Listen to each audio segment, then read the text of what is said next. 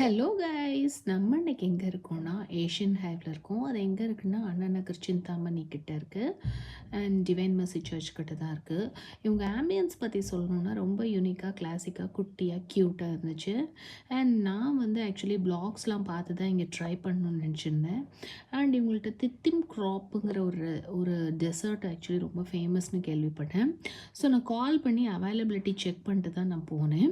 And இது வந்து பார்த்திங்கன்னா ரொம்ப டிஃப்ரெண்ட்டாக இருந்துச்சு. அப்படியே புகையாக வந்துருந்துச்சு.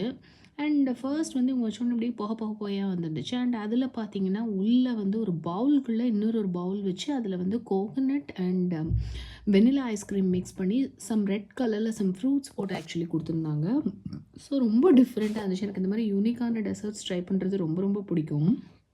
அண்ட் நான் போனோடனே அந்த டெசர்ட் தான் ஆர்டர் பண்ணேன்.